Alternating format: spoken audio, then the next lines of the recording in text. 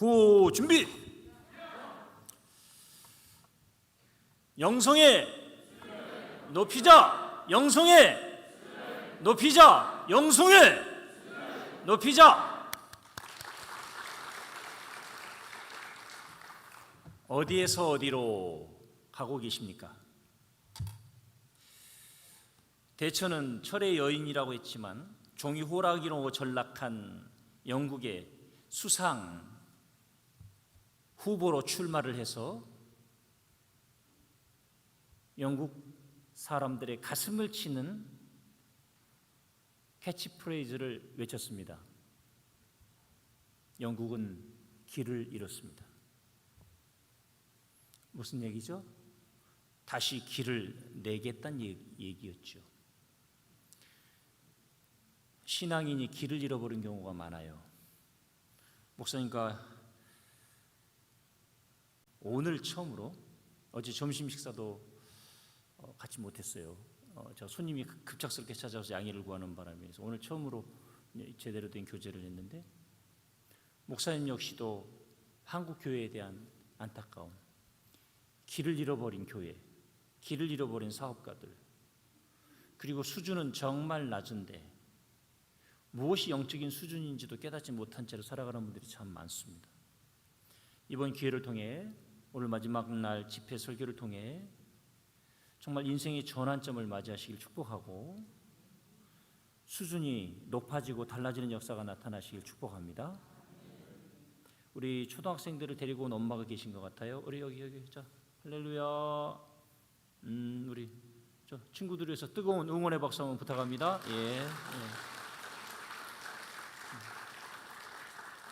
예. 아주 맨 이 오른쪽에 있는 아이가 큰 애예요. 가만히 있어라. 저를 라이드해 주신 목사님이 딸이 셋이라고 그러시는데 사모님이세요? 아, 그렇구나.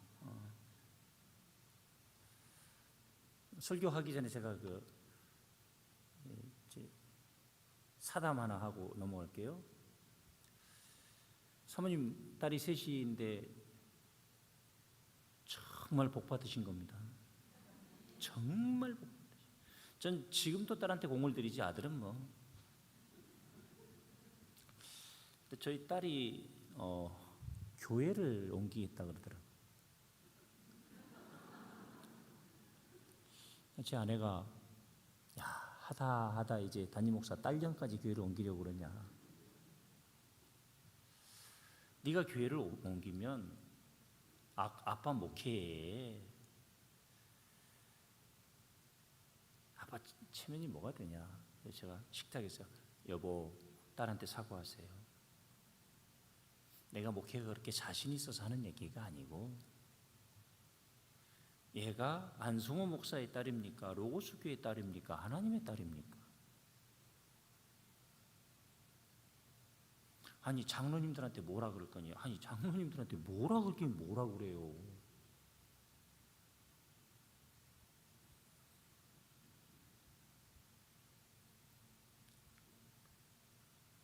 얘는 교회를 선택할 자유가 있어요. 청년부 담당 목사님 설교가 은혜가 안 돼서 옮기겠다는데,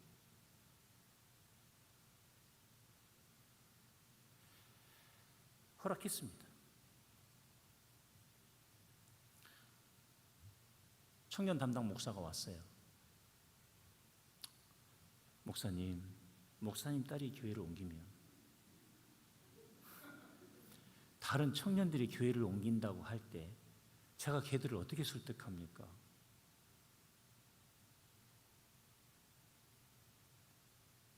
그래서 제가 유창한 영어로 It's not my job. 무슨 그걸 왜 저한테 물어보세요? 그건 제 과제가 아니죠. 그건 제 일이 아니죠. 목사님, 우리 과제 분리하자고요. 하나님의 딸이 하나님께 더 잘 예배드리고 교회 선택권이 한 번도 없이 아빠 따라서 교회 다니다가 원인 제공을 목사님이 했는데 내가 어떻게 말리냐? 하나님의 딸이 은혜를 받으러 장로교회로 옮기겠다는데 내가 무슨 수로 말리냐? 이해가 안 돼요? 이해를 못하는 거예요. 눈을 보니까 하나님의 딸이 교회를 옮기겠다는데 하나님의 종놈이 무슨 수로 말리냐?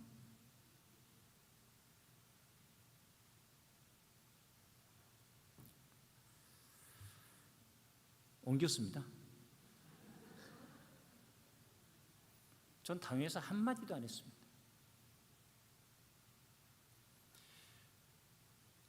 우리 장로님 한 분이 식사를 하면서 목사님, 신혼이 교회 옮겼다면서요? 예. 목사님 허락하셨어요? 허락이 뭡니까? 제 소유가 아닌데 제가 무슨 자유가 있어서 허락을 합니까?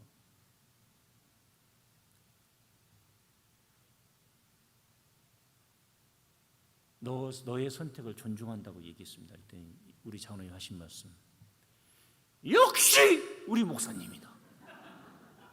너무 멋있다. 할렐루야. 수준을 높이세요. 목사님, 아드님, 따님 다 교회 옮기라 그런 얘기는 아니에요. 수준을 높이세요. 만약 동일한 현상이 벌어졌다면 어떻게 해석하고 어떻게 이해하시겠어요? 관점 구원 받으시라고요. 네? 그쯤 되시길 축복합니다. 할렐루야. 근데 장로님 아들, 권사님 아들, 안수집사님 아들들은 절대 교회에 옮기면 안 됩니다. 따님도 안 되고. 정말. 그리고 나서 제가 목사님께 그런 말씀 드렸어요. 목사님, 신혼이를 미워하는 것은 목사님 자유입니다. 신혼이 때문에 상처가 되는 것은 목사님이 바보 되는 거고, 계기가 돼서 독한만 먹고 설교 준비하시라고. 나도 목사님 설교 못 듣겠어요.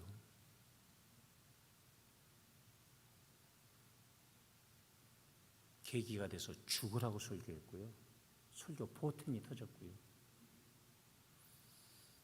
그래도 다른 교회를 안 돌아옵니다. 그래서 선임이 나가고 이분이 선임을 하게 됐을 때 이제 우리 교회 교육처 중에서 설교 제일 잘하는 분을 청년 담당 목사로 세웠더니 딸이 돌아왔습니다. 할렐루야. 근데 이번에는 아들이 또 교회를 옮기려고 그럽니다. 청년부 담당 목사님 설교가 너무 좋은데 아들은 길대요. 한 4주 전에 1시간을 했어요, 설교를. 딸은 뭐라고 얘기하냐면, 시간은 중요하지 않아. 내용이 있는 거지. 내용이 먹을 게 없으면 짧아도 긴 거고, 먹을 게 풍성하면 길어도 짧은 거야. 이제 아들이 교회를 옮기게 됐습니다. 근데 아들은 딸보다 의리가 더 있는 것 같아서 안 옮기고 청년교회의 새가족 팀장으로 사역을 잘하고 있습니다. 저희 집안이 그렇게 폭격받은 집안은 아닙니다. 예, 그렇게 이해해 주시길 바라고. 애들이 너무 예뻐서, 이렇게 멀리서 봐도 너무 귀해서 축복합니다. 예, 저 큰애를 다 우리 며느리 삼았으면 좋겠는데 나이 차이가 좀 많이 나긴 나네. 탕자의 비유라고 했는데 정확한 이름은 탕자의 비유가 아닙니다. 잃은 아들을 되찾은 아버지의 비유가 표제어로 성경에 기록되어 있습니다. 제목 하나를 붙이는 것도 굉장히 달라요. 교회 이름을 보면 그 교회 목사님의 목회 철학을 알 수 있어요. 네. 신성교회 참 좋습니다. 로고스 교회 아시죠? 한국말로 말씀의 교회, 주님의 교회라는 의미를 다 담고 있습니다. 일산에 가면 베델교회가 하나 있는데 되게 큰 교회예요. 그 옆에 상가에 교회가 하나 있는데 이삭 줍는 교회. 전 지금도 그 교회 이름에 대해서 해석이 분분할 것 같아요. 왜 이왕이면 이삭 줍는 그래? 차라리 추수하는 교회에 그러지. 예. 이른 아들을 되찾은 아버지의 비유의 문학적 구조부터 보겠습니다. 이건 비유, 이야기라 구조가 있습니다. 무슨 얘기냐면 이막으로 돼 있어요. 초등학교 때 저희 시골 교회를 다녔는데 이렇게 커튼 성탄절 같은 데 발표하면요, 징땅 치면 커튼 쫙 열고, 그리고 탕자의 비유 뒤에 전지 종이로 막 술집 그려놓고, 그리고 막 딱 닫고 빨리 찢어 내리면 이막 그 담장하고 새스랑, 무슨 말인지 지금 이해가 하나도 안 돼요. 다 해봤잖아요. 우리 어렸을 때 그렇게 했어요. 이런 영상 막 이런 거 없어요. 예수님이 이른 아들을 되찾은 아버지의 비유를 말씀하실 때 정확한 문학적 구조를 가지고 말씀하셨는데 1막 1장은 위기입니다. 15장 11절로 16절까지인데요. 탕자발, 지배, 공동체의 위기입니다. 교회에도 타락한 사람이 있으면 위기가 생깁니다. 장로님들의 역할을 못하면 위기가 생깁니다. 그래서 교회가 시끄러워집니다. 어느 교회는 권사회 회장님이 장로님들을 소환했습니다. 다 모아놓고 사표들 내라고. 이분이 교회 어머니예요. 80이 넘으신 권사님인데 니들 반말 딱 하면서 시무장로 자격 없어 다 사표내. 꼼짝 못하고. 어떻게 담임 목사님을 모셨으면 이분이 떠나가냐고.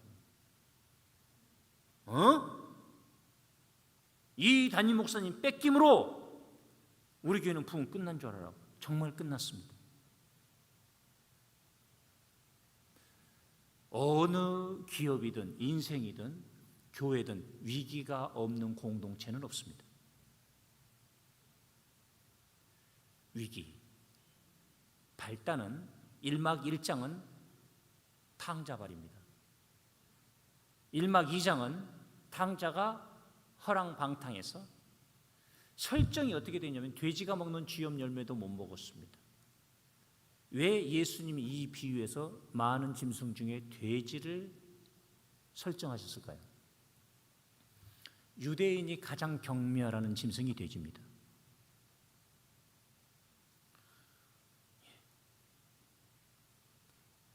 그리고 유대인이 제일 싫어하는 말이 미련하다는 말입니다. 유대인이 제일 좋아하는 말이 단어가 지혜입니다. 예수님은 이 설정인데 더 놀라운 것은요, 위기가 왔을 때, 둘째 아들이 집을 떠났을 때, 아버지 품을 떠났을 때 위기가 어디까지 가냐면 돼지보다 못한 자리까지로 내려갑니다. 왜냐하면 돼지가 먹는 쥐염 열매도 못 먹었다고 말씀하셨습니다. 우리가 교회를 떠나면 혼자서 신앙생활 잘할 것 같아요? 예?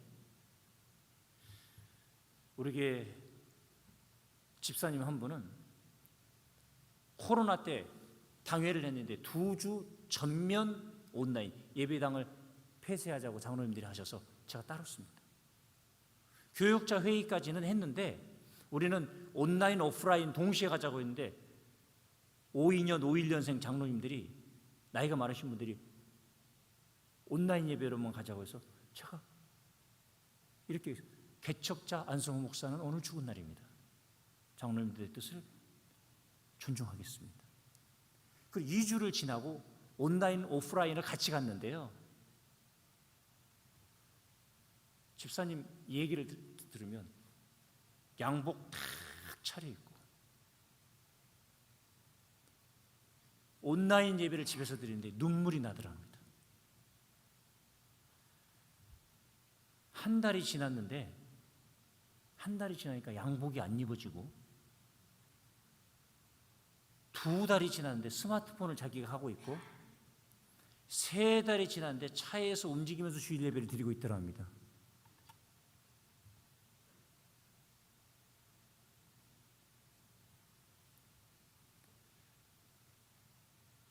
정신 차려야 됩니다. 정신 차려야 돼요.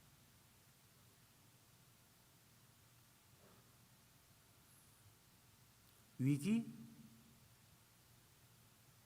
무엇이 위기입니까?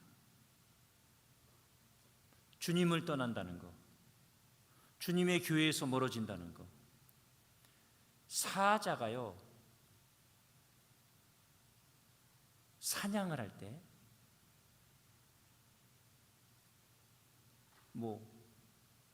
그렇게 많은 짐승의 무리 가운데서요, 떼를 지어 있으면 사슴들도 덤비지 않습니다. 사자도 쫓지 않아요. 첫 번째 하는 일이 뭐냐면 막 위협을 주면서 쫓아가면 같이 뛰기를 시작하는데, 무리가 떼를 지어서 움직일 때는 절대 사냥을 시작하지 않습니다. 이탈자가 나옵니다. 이탈자가. 멀어지는 놈이 너무 놀라서 한쪽으로 뛰었다가 방향, 이탈자가 나오면 집중 타깃을 잡아 개를 뭅니다. 사단은 우는 사자와 같이 교회 공동체에서 이탈을 하는 자를 기다리고 있고 불만 가진 사람을 잡아먹으려고 기다리고 있습니다. 아버지를 떠난다는 거, 주님께서 세우신 교회를 떠나서 신앙생활을 잘할 것 같아요. 천만의 말씀입니다. 제가 개척한 지 6년 반 만에 안식년을 캐나다 토론토로 1년을 갔어요. 왜 갔냐면 안식년을 안 가면 제가 교회를 떠날 것 같더라고요. 너무 지쳐가지고. 개척한 지 6년 만에 로고스 교회 출석이 380, 90명을 청장년만.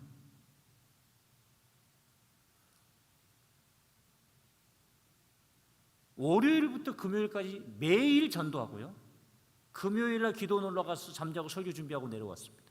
그게 전부예요. 6년을 그 생활했어요. 동기 모임 어디도 안 나갔어요. 근데요, 첫 주에는 너무 좋아요. 아내는 걸어다니면서도 울어요. 이 자유를. 교인한테 전화 안 온다. 3주째가 됐는데 지각을 하더라고, 제가 예배를. 깜짝 놀랐어요. 주님을 떠난다는 게, 책임감이 없어진다는 게 꼭 일하시기 바랍니다. 할렐루야. 일하셔야 돼요. 발단, 위기. 1막 2장은 돌이킴과 행동입니다. 이에 스스로 돌이켰어요. 이에 스스로 깨달음을 행동으로 옮긴 거예요. 1막 3장은 환영과 잔치가, 아버지가 달려갑니다. 기다렸습니다. 2막으로 넘어갈게요. 놀라운 구조가 있는데 이 집에는 2막에서 또 다른 위기가 시작됩니다. 큰아들이 가출을 합니다. 집으로 돌아왔으나 들어가려 하지 않습니다. 내용 너무나 잘하니까 일일이 송출하지는 않을게요. 1막 1장의 내용과 1막 2장의 내용이 동일합니다. 아버지가 설득을 합니다. 내 것이 다 네 것이다. 돌이키지 않습니다. 예수님은 이 비유를 통해서 죄 지은 탕자보다, 아버지 재산을 달라고 한 탕자보다, 그 시대 문화로 가면 아버지 재산을 받아서 썼다는 얘기는 아버지의 죽음을 구한 겁니다. 우리나라는 아버지가 살아계실 때 재산을 상속해주면 자식이 쓸 수도 있지만, 유대 문화에서는 아버지가 재산을 상속해줘도 아버지가 돌아가셔야만 효력이 발생한 겁니다. 예수님이 모든 것을, 문화를 알고 계신 분이 아버지의 재산을 가지고 탕자가 집을 나가서 썼다는 얘기는 아버지가 죽었다는 얘기입니다. 아버지가 죽기 전에는 불가능한 거예요. 이 비유에 십자가의 복음이 있습니다. 아버지가 죽고 아들을 살리는.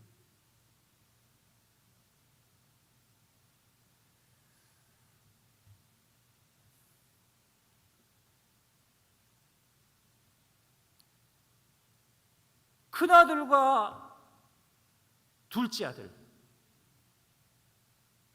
당자와 큰아들 중에 오늘 예수님은 이 비유를 통해서 누가 아버지 앞에 더 큰 죄인인지를 묻고 계신 겁니다. 누가 아버지 앞에 더 큰 죄인이냐? 교회마다요, 큰아들들이 너무 많습니다.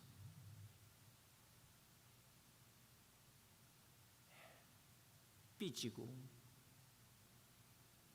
내가 교회를 위해서 얼마나 고생했는데, 목사님은 새 가족만 이뻐하고,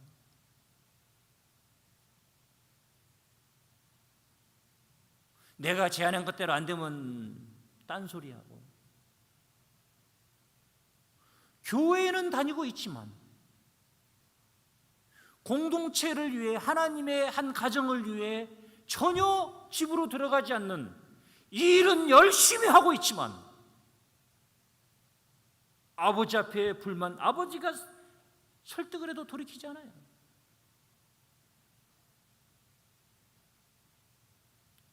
놀라운 것은 2막 3장은 잔치가 없다는 겁니다. 2막 1막 3장은 환영과 잔치가 있는데 2막 3장은 설득 이후 잔치가 없습니다. 왜 예수님은 미완성 구조의 비유를 완성시키셨을까요? 정리하셨을까요? 예수님은 왜 미완성 비유를 기록하셨고 말씀하셨을까요? 33절, 자, 일단 본문 31절 송출해 주시죠. 함께 읽겠습니다. 아버지가 이르되,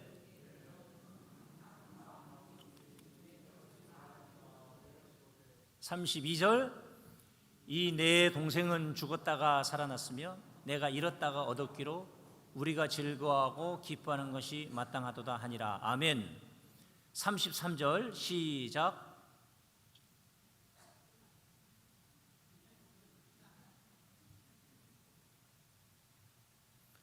(33절은) 오늘부터 우리가 써내려가야 합니다.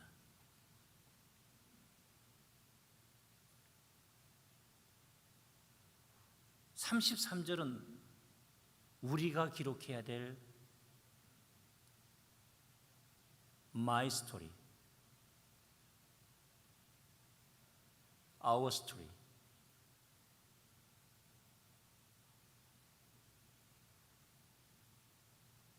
신성의 스토리를 써내려가야 합니다.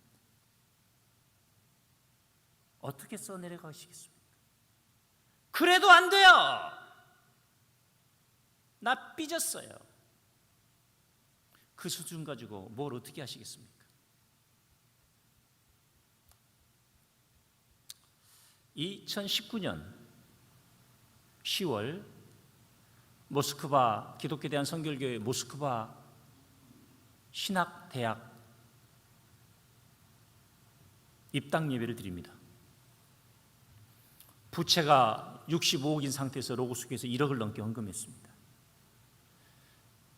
왜냐하면 주님 언제 재림하실지 모르니까요. 신성교회는 무엇이 이끄는 교회입니까?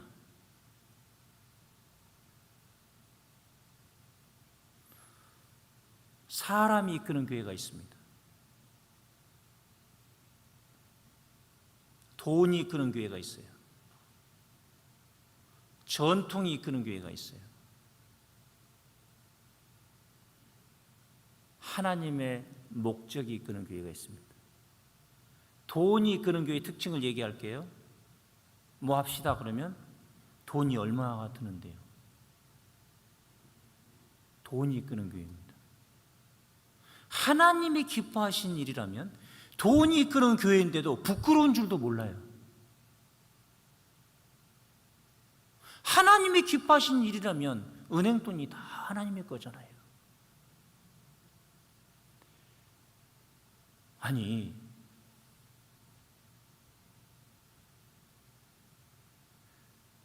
어떤 분이 솔직히 말씀드릴게요.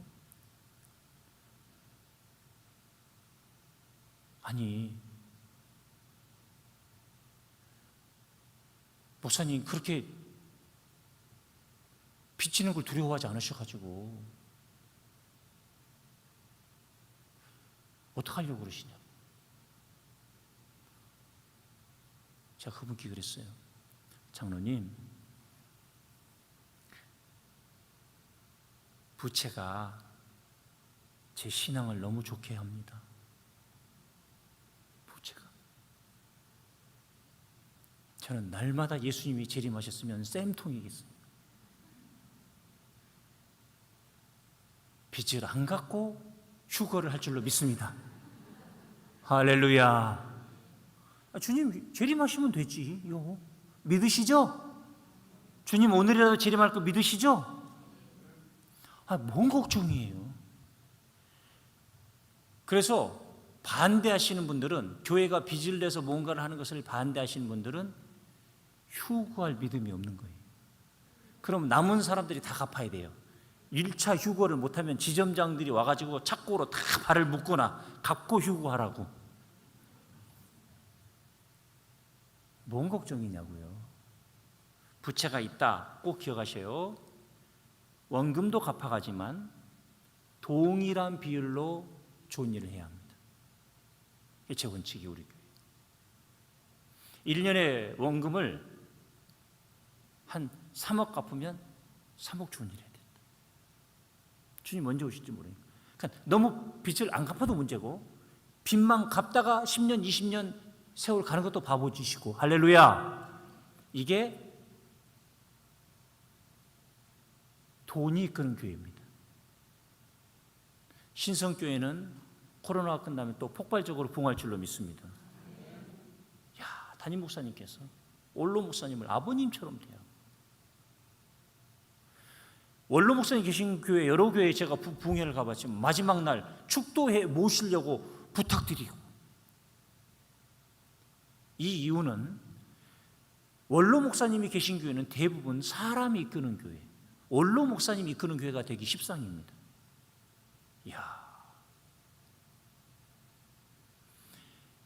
전통이 이끄는 교회 특징 말씀드릴게요. 옛날에는 어땠는데, 전통이 이끄는 교회, 정신들 바짝 차리세요. 하나님이 기뻐하시는 목적이 이끄는 신성교회 되실 줄로 믿습니다. 그래서 우리가 그렇게 러시아에 헌금하고요. 모스크바로 가는데 제가 그 팀에게 얘기했어요. 나는 입당 예배 끝나고 상트페테르부르크로 넘어간다. 돌아오는 비행기 티켓 내 건 내가 알아서 한다. 그랬더니 물어요. 일행들이, 한국에서 들어가는 일행들이 상트페테르부르크를 왜 가려고 하냐고. 에르미타주 미술관을 가려고 한다. 러시아를요 20번도 갔는데 에르미타주 미술관, 상트페테르부르크를 갔는데 에르미타주 미술관도 모르고 있는 분이 계셔요. 그 에르미타주 미술관을 왜 가려고 하느냐? 렘브란트의 작품 탕자의 귀향 원본을 보려고 한다. 다 일정을 전부 조정해서 그 야간 열차를 타고 모스크바에서부터 열대 시간을 상트페테르부르크로 넘어갑니다. 저 작품의 원본을 보며 저는 정말 한참을 서 있었습니다. 가기 전에 에르미타주 미술관의 소장품들의 책을 가지고 계속 읽고 공부하고, 세상에 저 작품을 가는데 쓱쓱쓱 지나가는 거예요.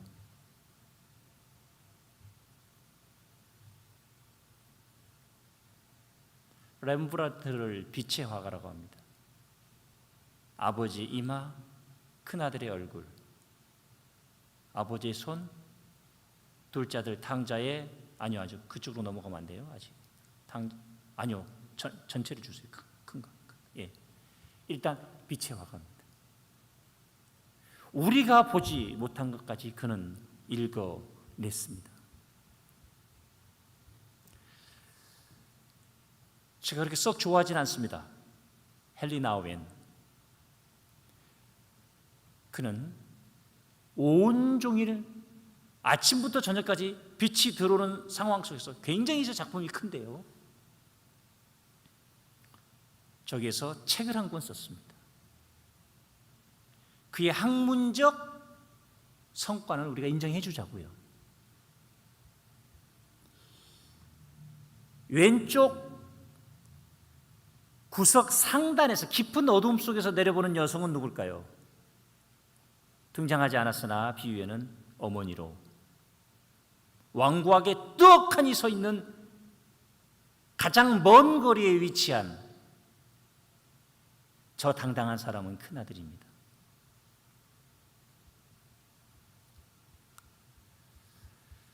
돌아온 둘째 아들의 발을 보시지요.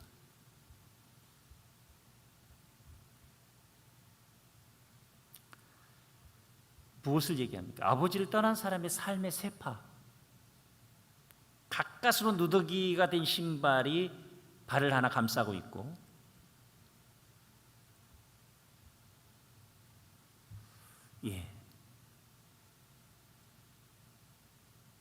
근데 사람들은 이 작품을 그렇게 감동을 하는 이유는 뭐냐면, 렘브란트는 탕자의 비유에서 자기를 그려 넣었다고 합니다. 그러면 저 인물 중에 누굴까요? 샌들이 벗겨진 왼발은 상처투성이고, 오른발은 망가진 샌들이 막 벗겨지기 직전이죠. 둘째 아들의 머리와 얼굴을 보실까요? 이 머리는 성인의 머리, 초딩의 머리, 중딩의 머리가 아닙니다. 신생아의 머리를 그려놨습니다. 렘브란트는 왜 여기다 신생아의 머리를 그려놨을까요? 아버지 앞에 다시 돌아온 아들은 갓 태어난 신생아로 태아로 아버지 앞에 다시 섰다. 구원을 담아낸 겁니다. 아무것도 할 수 없는 태아다. 엄마의 도움이 없이는 대소변도 못 가리고 젖도 먹을 수 없는 존재. 우리가 하나님 앞에 다 그런 자들이다. 예수님을 믿음으로 우리는 다시 태어나는 십자가의 복음이 들어있습니다. 이 그림은 둘째 아들에서 첫째 아들로 빛이 옮겨가는데요, 첫째 아들의 얼굴을 보시죠. 참 완고합니다. 질투, 분노, 교묘한 독선을 그려냅니다.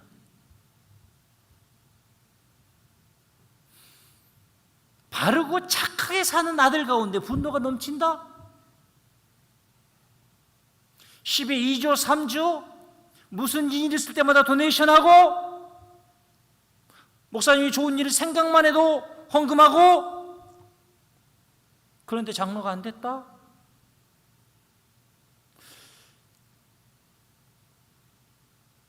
여기 지금 큰아들의 영성을 가진 분들이 수두룩빽빽합니다. 아버지의 눈 보실까요?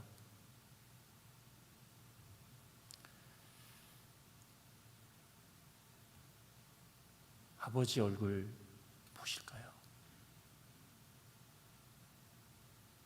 이분이 하나님이시라고요? 렘브란트는 한쪽 눈이 멀은 아버지,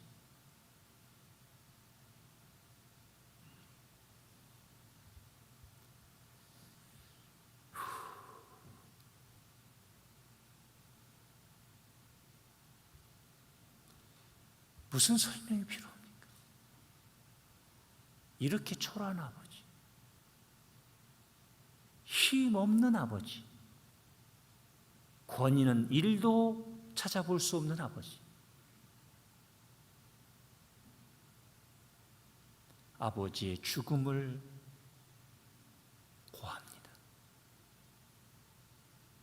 아버지가 죽어야 자식이 삽니다.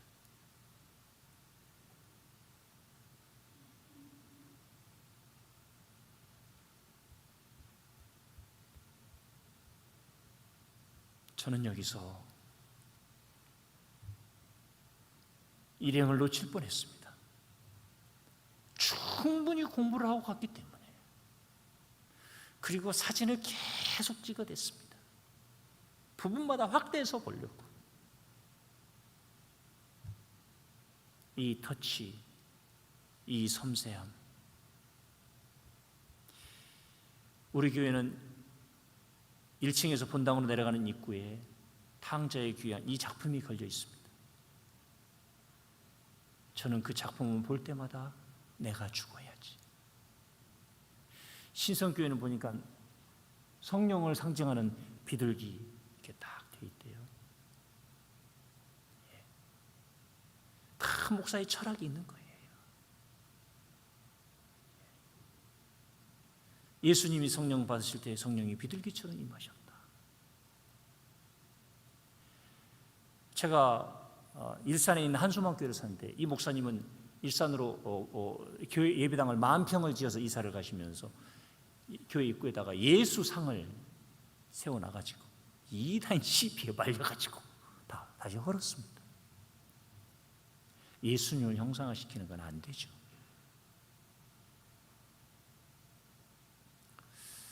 성령의 이미지, 우리 예배당은 딱 들어갈 때 제가 에르미타주 미술관에서 저 작품을 사왔습니다.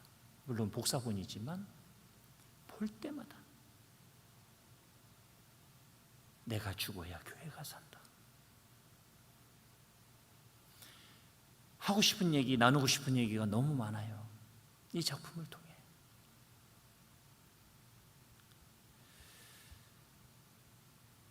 렘브란트의 마지막 작품이라고 합니다.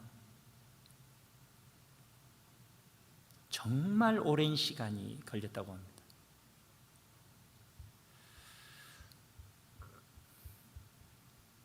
다시 한번 작품 띄워주실래요? 구도를 보십시오. 음영을 보십시오.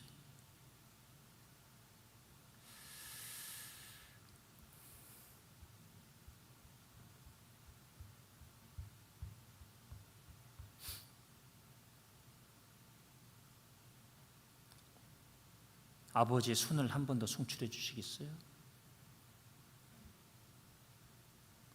손의 크기가 다릅니다. 왜 렘브란트는 왼손을 기형적 손으로 그렸을까요?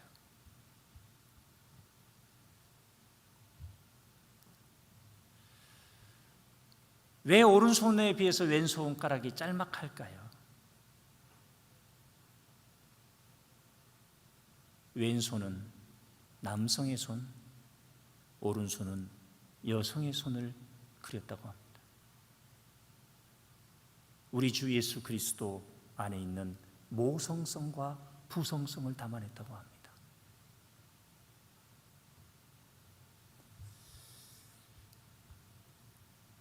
대단한 가장 정도가 아니라 아버지이면서 동시에 어머니였습니다.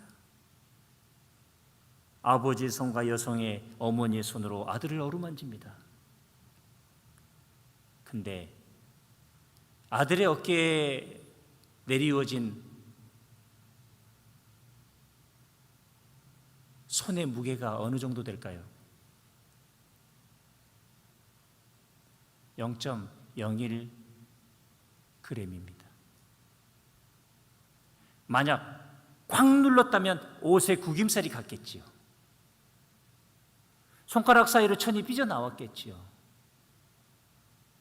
저 그림을 그리면서까지 렘브란트는 아버지와 아버지의 손의 무게가 아들의 어깨에 짐이 되지 않기를 생각하며 살포시 내려놓는 아버지의 마음.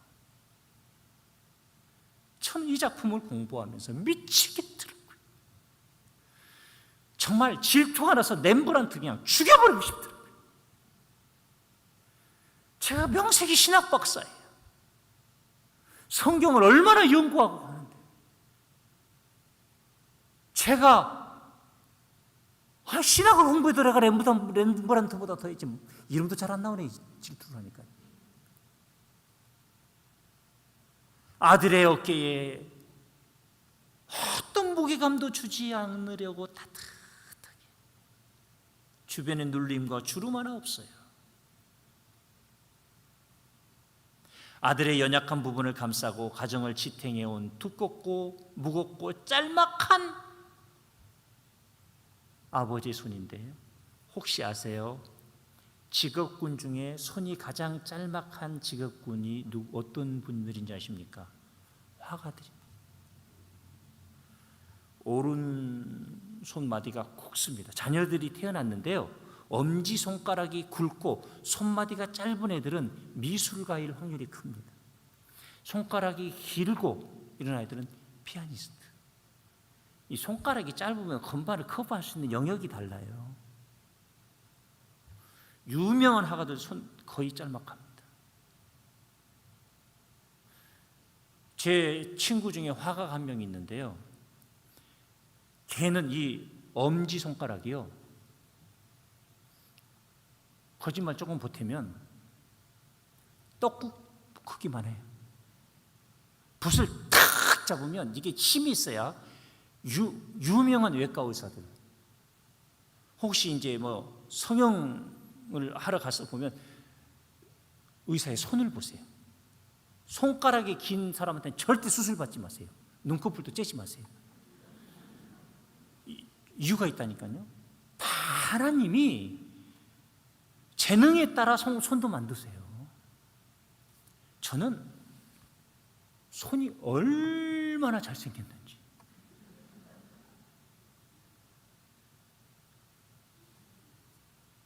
최경주 프로, 제가 그 가정에 간증은 이번에 못하지만 악수를 딱 하면요, 손이 두꺼비 손 같아요. 그러니까 신체 운동 지능이 뛰어나니까 PG에 가서 버틴 거예요. 부모들은 자녀의 손도 봐야 되고요, 관심사도 봐야 되고, 행동도 봐야 되고요.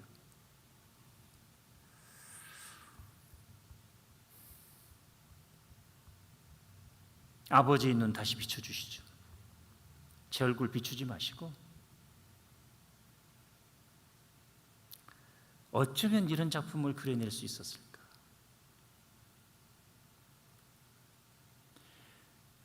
렘브란트는 네덜란드 태생으로 불후의 명작을 남긴 화가였는데요, 2000점 이상의 작품을 남겼습니다. 부유한 가정의 9째로 태어났어요. 어렸을 때부터 천재란 소리를 들었어요. 15살 때 그림 공부를 했고요, 22살 때 화가로서의 가능성을 인정받아서 든든한 후원자 그룹이 생겼습니다. 화가가의 후원자 그룹을 만나면 정말 좋습니다. 작품 활동만 할 수 있으니까. 목회자도의 후원자 그룹이 필요해요. 정말 경제적으로 이런저런 것으로 궁색하게 떨지 않도록 철저하게 목회만 집중할 수 있도록. 그래서 담임 목사 취임할 때 그 부분에 대한 선서를 교회가 하잖아요. 근데 봅시다. 25살 때 암스테르담으로 이주를 했고, 28때 시장의 딸 사스키와 결혼합니다. 29살 때 둘 사이에서 룸베르투스가 태어났고, 3달 만에 첫째 아들 룸베르투스를 잃습니다. 3달 만에.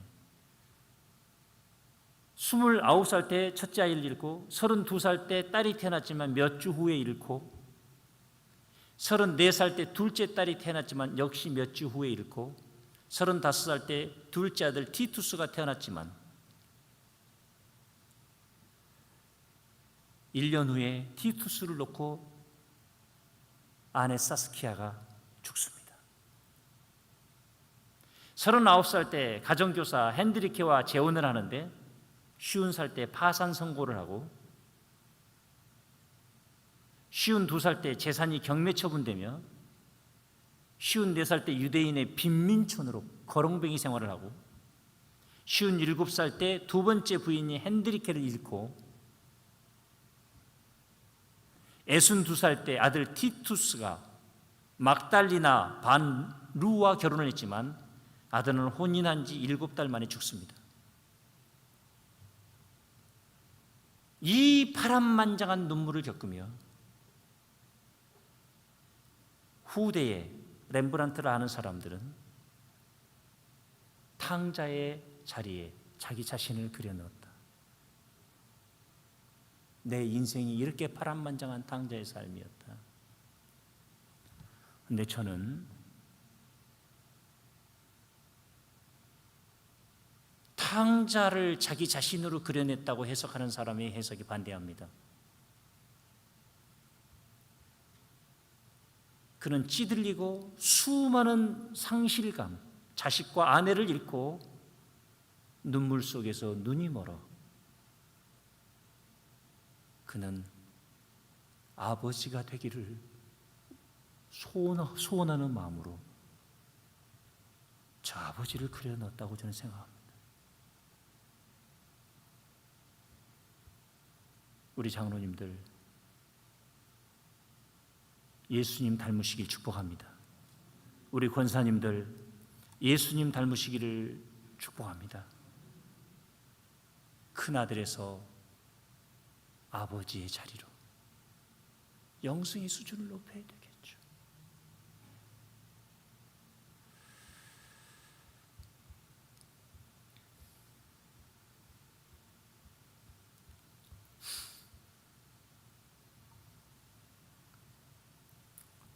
요한복음 19장 26절 27절 송출이 가능할까요?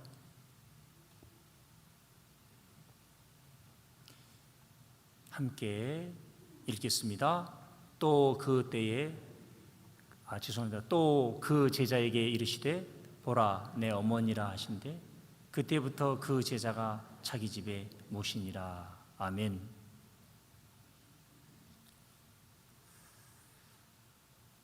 (26절을) 송출해 주실래요?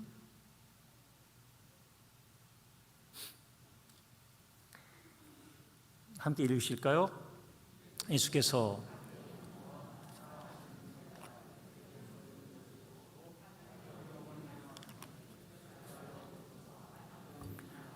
두 개를 같이 잡아놔 주세요. 하나만 뜨는군요. 뒤에는 보세요. 리처드 보컴이라는 세계적인 신학자는 십자가에서라는 그의 책에서 교회의 탄생을 요한복음 19장 26절 27절로 봅니다. 예수님이 십자가상에서 전혀 혈연 관계가 아닌 요한과 어머니를 묶어주심으로 교회가 탄생했다.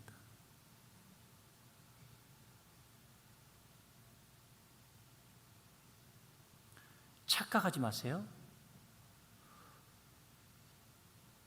목사님께 신성교회 성도들을 예수님이 맡기신 것만은 아닙니다. 제자가 곁에 섰는 것을 보시고 자기 어머니에게 말씀하시되 여자여 보소서 아들입니다.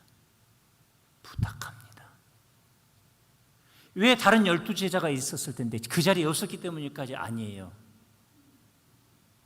어머니, 저놈은 자살할지 몰라요. 나 예수님 따라 죽을 거라고 그럴지 몰라요.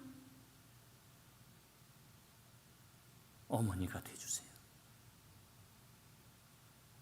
아들을 부탁합니다. 어머니와 아들 관계로 로열 패밀리, 하나님 나라 로열 패밀리로 묶어주시는데 보소서 아들입니다. 보소서 어머니입니다.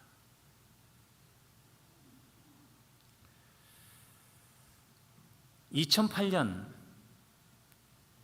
올해의 책으로 선택된 책이 신경숙의 엄마를 부탁해.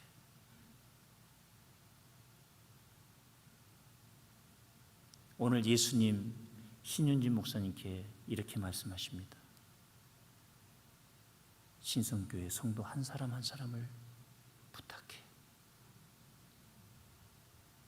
오늘 신성교회 성도님들께 예수님이 이렇게 말씀하십니다.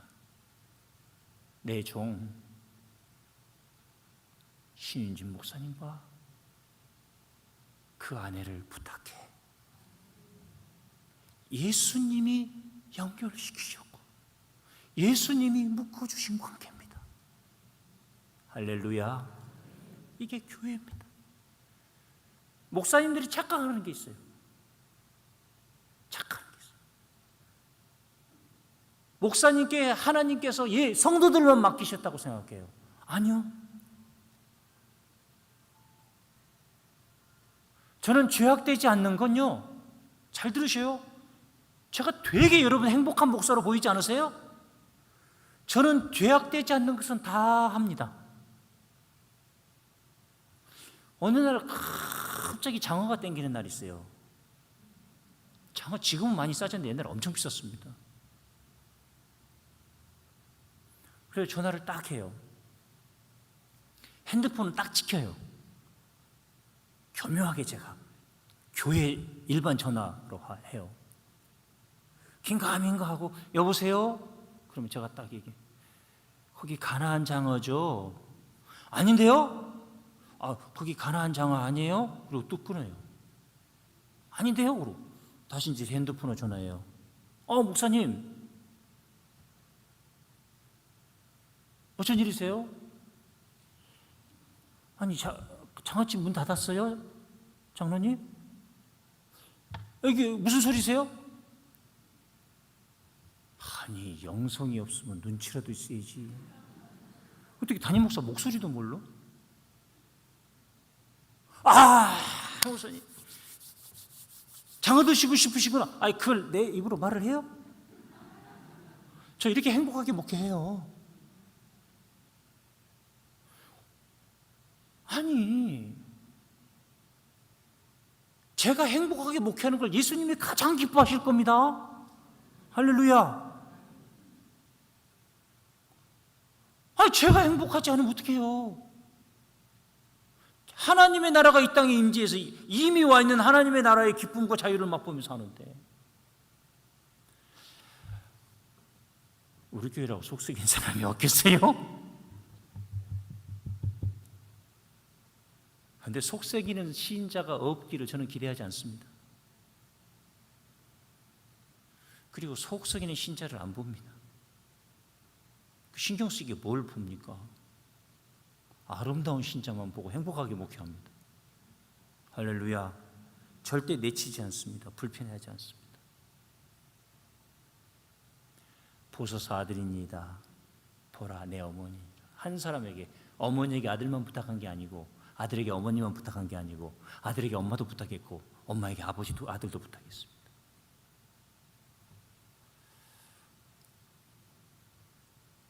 오늘 이 밤에 예수님이 신성에 하시는 말씀을 들으시기 바랍니다.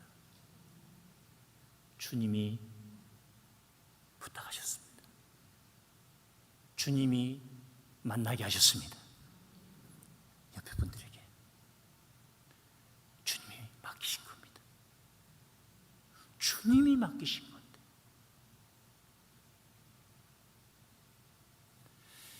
얘기 한 통막만 나누고 마무리를 짓겠습니다. 제가 대신교수 부목사 때인데 아버님이 아침 7시에 도착을 하신대요. 영동포역에. 예, 알겠습니다. 제가 새벽기도 끝나고 몇 시로 갈게요. 근데 새벽기도를 나가려는데 느낌이 이상해요.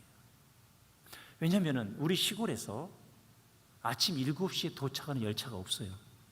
새마을호. 지금은 KTX가 있죠. 그때는 제일 빠른 게 제가 알기로는 새마을호인데 없어요.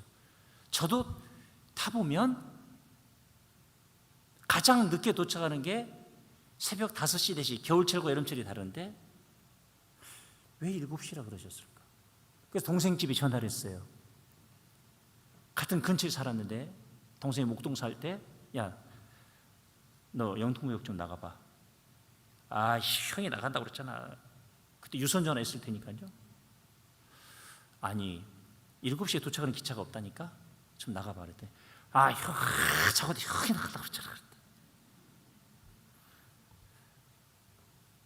그래서 제가 화가 나면 독특한 습관이 나옵니다. 목소리를 쫙 깝니다. 죄송아 나가봐. 동생 깜짝 형 알았어요. 형 알았어요. 형 알았어요. 그러고 나갔고 새벽기도 끝나고 전화 받았고 동생네 집에 모시고 왔는데 박스 3개를 세워서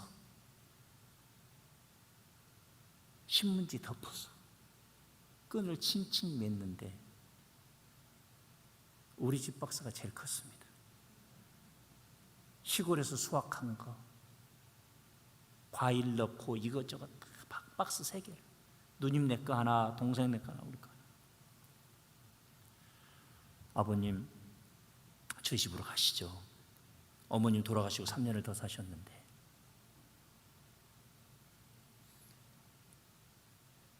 성도들 앞에 부담 안 주겠다고 올라오셔도 항상 토요일 날 내려가셨어요.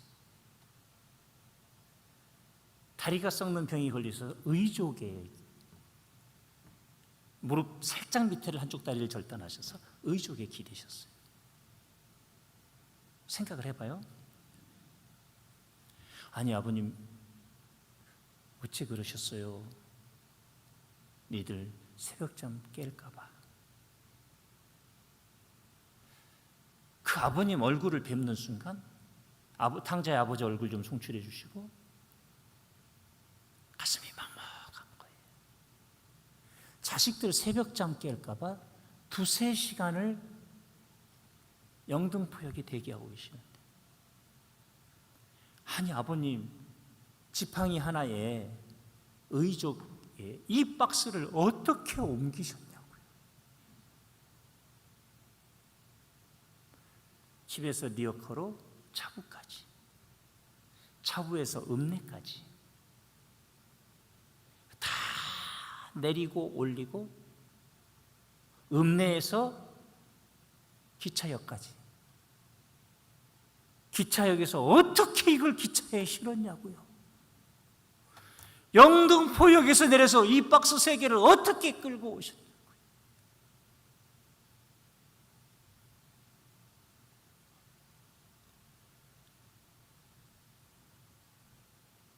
재수 씨가 집을 간단하게 준비해서 먹고 아버님 모시고 우리 집으로 가려고 박스를 딱 드는데 밑장 빠지기, 바닥이 닳아가지고 이게 쏟아져 버린 거예요. 제가 그걸 들고 울었습니다.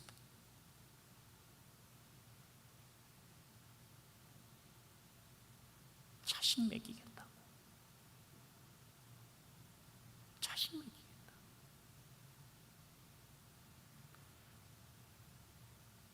아버지가 저에게 부탁하신 게 있습니다. 99번 잘해줘도 한 번 못해주는 것을 기억한 게 사람이고 성도들이다. 안 목사 그러려니 하고 그대로 그래도 사랑하시게.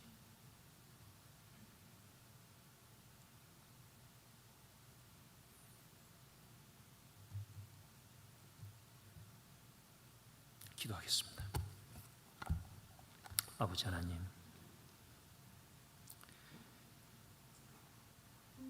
큰아들에서 아버지로 세워주시옵소서. 마지막 집회 우리 신성교회 성도들께 주님의 이름으로 목사님과 사모님을 부탁하고 갑니다. 제가 뭐라고 주님의 이름으로 목사님과 사모님께 신성교회를 부탁하고 갑니다. 보소서 아들이니이다. 보소서 어머니니라. 사랑 때문에 우리의 눈이 멀게 하시고 주님 사랑 닮아가며 우리가 죽게 하시고 오늘 이 밤 나는 죽고 자식이 사는 거룩한 밤으로 우리를 세워 주시옵소서. 부족한 정을 이 단에 세우셔서 7번 말씀을 전하게 하셨습니다. 종의 이름 석자는 지워지고 예수 그리스도의 십자가의 사랑과 복음만이 남게 하시옵소서. 신성교회가 좋은 교회를 넘어 위대한 교회가 될지어다. 예수님의 이름으로 기도합니다. 아멘.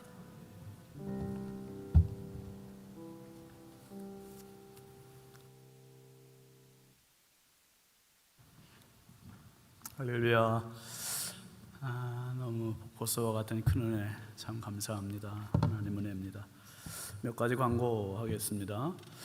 우리에게 이처럼 큰 은혜의 잔치를 허락하신 하나님께 먼저 감사를 드리고, 특별히 참 어려운 상황 가운데 우리가 부흥회를 진행을 했습니다. 여러분들이 모두 이렇게 협력해 주셔서 참 감사합니다. 특별히 우리 시간 찬양팀들, 또 반주하신 분들, 또 성가대 글로리아 임마누엘 할렐루야 모든 성가대원들 진심으로 감사하고, 또 방송실에서 수고한 우리 방송팀들, 또 안내위원으로 이른 시간에 와가지고 함께 섬겨주신 모든 분들, 그리고 이 자리를 함께해서 은혜를 함께 받으신 모든 성도들, 우리 함께 박수로 한번 격려합니다. 감사합니다. 축복합니다. 그리고 무엇보다 이번 주제가 영성의 수준을 높이자. 제가 아까 광고 때 말씀드린 것처럼 저 자신부터가 다시 한번 영적 궤도 수정하는 시간이 됐고, 본질로 가는 시간이 됐고, 다시 한번 나무로 치면, 대나무로 치면 매듭을 한번 만드는 시간이다 싶은 생각이 됐어요. 그래서 하나님께서 분명히 우리 교회를 향한 거룩한 뜻이 계신 시간이었다 믿습니다. 이 영성의 수준을 높여주기 위해서 정말 쥐어 짜는 진에게 말씀을 힘있게 늘 강조하시고 선포해 주신, 정말 한성호 목사 오늘 식사하면서 그런 말씀 제가 드렸는데, 목사님 정말 살인적인 스케줄이세요. 어떻게 다 소화하세요? 그 시간에 짬을 내서 우리 교회 이렇게 2박 3일을 전적으로 함께 투자하시고 함께 기도해 주시고 은혜를 나눠주신 목사님 너무 감사합니다.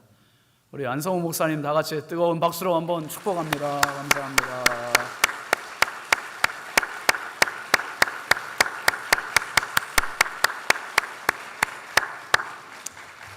제가 사실은 안성호 목사님 너무 좋아하거든요. 저 너무 좋아하는데, 좋아하는 이유가 목사님은 밥을 잘 사세요. 제가 신성교회 왔을 때 한번 좀 넘어오라고 그래서 일산에 가서 목사님 네 분하고 저희 부부하고 그 지난번에 부흥회 왔던 김진호 목사님 부부하고 세 가정이 목사님께서 이제 이 수도권으로 왔다고 환영식을 해주셨어요. 환영식. 그리고 목사님 뭐 바로 직속 선배님이시고 형님이시고 늘 마음으로 참 닮고 싶은, 저렇게 가야 되는데 하는 그러한 선배님이세요. 그런데 무엇보다 목사님은 뭐 독서량이 뭐 어마어마하세요. 그래서 처음으로 내셨던 책이 최고의 질문이라는 책인데요, 이 책이 1세를 지나서 2세에 나왔죠. 목사님 2세에 지금 나왔고, 제가 이 책을 2018년도에 읽었어요. 읽고 목사님께 독후감을 보냈습니다. 카톡으로. 잠깐 읽어드릴게요.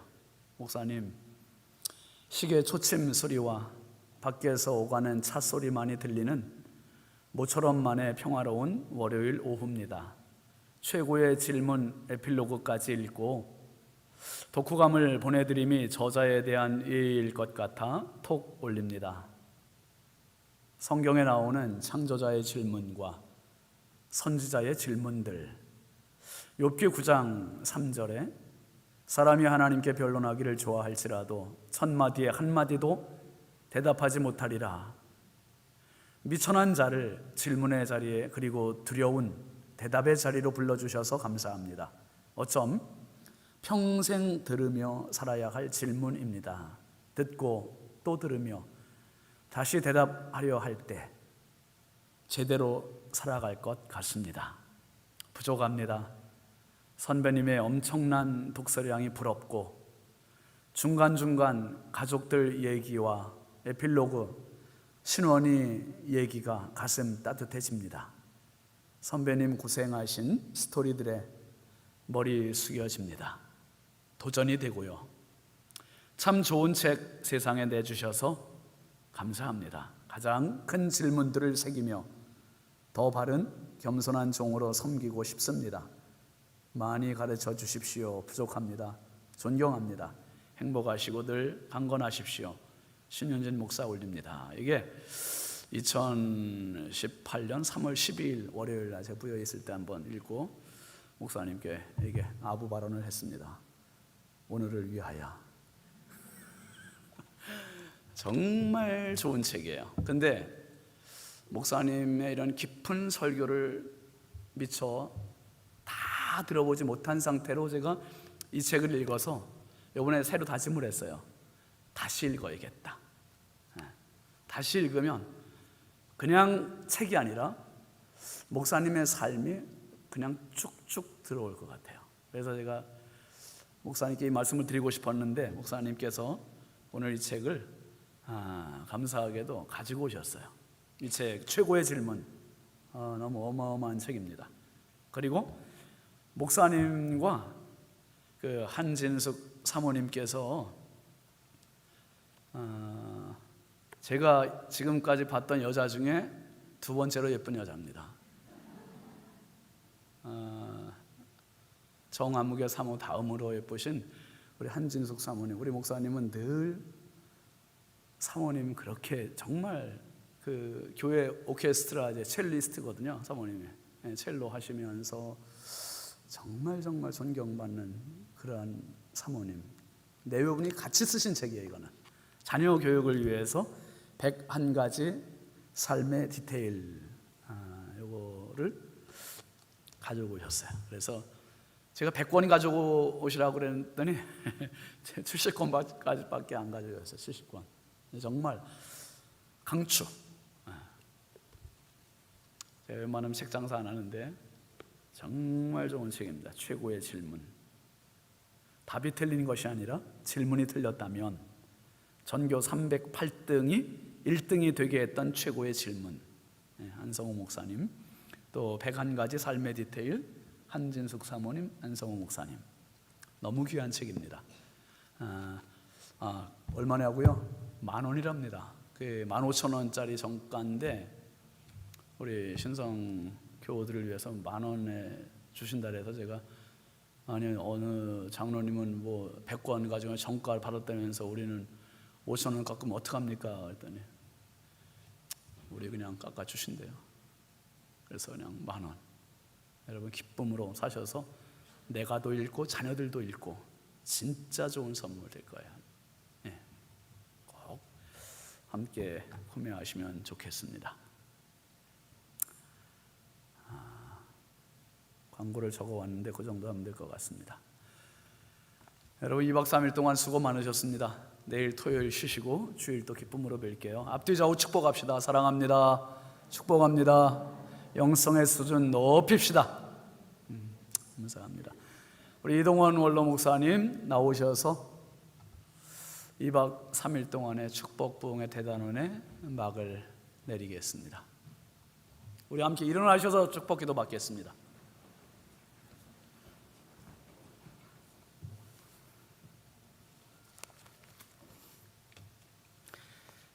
지금은 우리 주 예수 그리스도의 크신 은혜와 하나님 아버지의 극진하신 사랑하심과 성령의 감화 감동 충만 교통하심이 2021년도 신성교회 축복 부흥성에 참여하여 들은 말씀대로 순종하여 신앙생활에 나가는 성도들에게 신앙의 정절을 지킬 뿐만 아니라 금생과 내생에 하나님이 주시는 축복과 상급을 받는 성도들이 되게 하시기를 간절히 축원하옵나이다. 아멘.